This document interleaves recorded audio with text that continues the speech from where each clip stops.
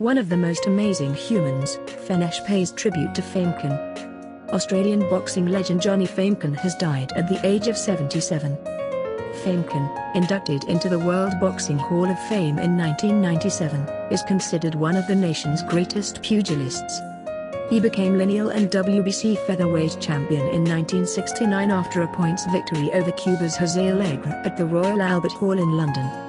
Australian boxing great Johnny Famechon pounds the speedball in the gym. Australian boxing great Johnny Famechon pounds the speedball in the gym. Credit the Age Archives. The French-born fighter also had two successful defenses of his title against Japan's Fighting Harada. A car accident in 1991 resulted in a stroke and an acquired brain injury. Fellow Hall of Famer Jeff Famechon described Famechon as one of Australia's greatest ever boxers. "You talk about them doing state funerals for certain people. If anyone deserves one, then Famo certainly does," Famechon told the Herald. "They have a statue of him there, in his hometown of Frankston, and what he did in the sport and what he did after it. It's second to none, it's legendary. He was beautiful to watch, just so skillful. He was like Floyd Mayweather, one of those guys who hit and never got hit.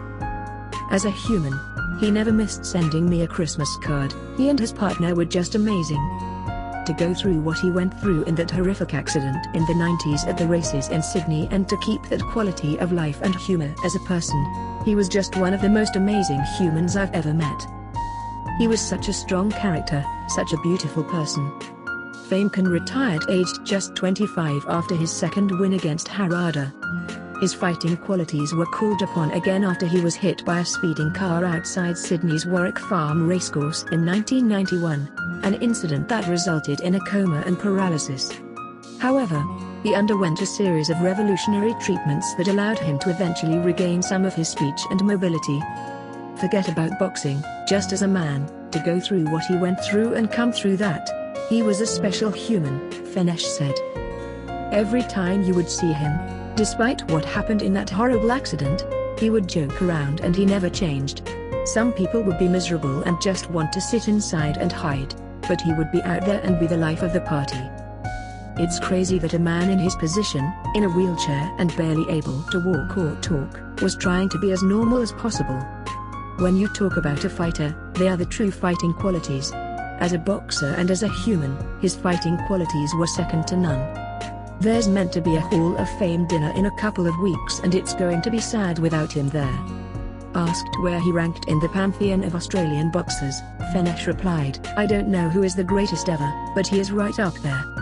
For me to be mentioned in the same breath as a Johnny Famechon or a Lionel Rose is the ultimate accolade. That means the world to me. That's very special. They were around when the fight game was the fight game. They were the hardest in the history of the sport. They went 15 rounds and had to fight every couple of weeks. They were the real fighters, those guys in the 60s and 70s.